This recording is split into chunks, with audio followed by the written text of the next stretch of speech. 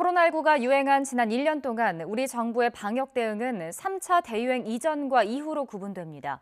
1, 2차 때는 신속하고 창의적인 방역 조치로 확산을 조기에 차단했지만 준비 없이 맞은 3차 대유행에서는 잇따른 실기와 땜질식 대응으로 비판을 받았습니다. 보도에 박홍구 기자입니다. 지난해 2월 신천지 사태로 촉발된 1차 유행과 사랑제일교회발 2차 유행은 특정 지역과 모임을 통해 감염이 확산하는 양상이었습니다. 정부는 두 차례 위기를 K방역과 사회적 거리 두기로 극복하며 자신감을 얻었습니다. 10월 말엔 여행과 외식을 장려하며 내수 지원책까지 내놨습니다. 대규모 확산이 억제되고 있으며 확충된 방역과 의료 역량을 통해 큰 문제 없이 대응하고 있는 점 등을 종합적으로 고려하여 결정한 것입니다. 이어 지속가능한 코로나19 대응 전략이란 이름으로 거리두기 체계를 5단계로 개편하고 가장 낮은 1단계를 유지했습니다.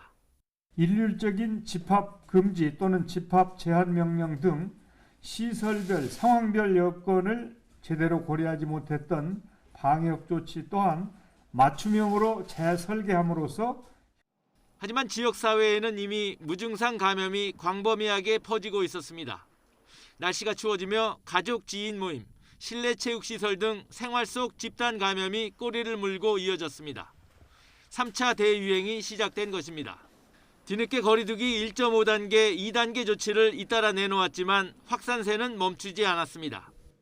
그간에 지역사회에 잠재되어 있는 감염이 누적되어 있어서 아직까지는 이 효과가 충분히 나타나고 있지 않은 것으로 2.5단계로 올려야 할 상황에서는 2단계 플러스 알파라는 변칙을 택하며 화를 키웠습니다. 결국 하루 1,000명 이상 확진자가 폭증하자 K방역은 무력화됐고 의료 역량도 바닥을 드러냈습니다. 우리의 방역 시스템이 한계를 노출하고 있는 상황, 결국은 준비 부족, K방역의 성공에 취해서 대비를 제대로 못한 것이라는 진단이 나오고 있습니다. 차라리 3단계 조치를 선제적으로 취해 위기를 빨리 벗어나자는 목소리가 커졌으나 정부는 또다시 머뭇거리다 시기를 놓쳤습니다.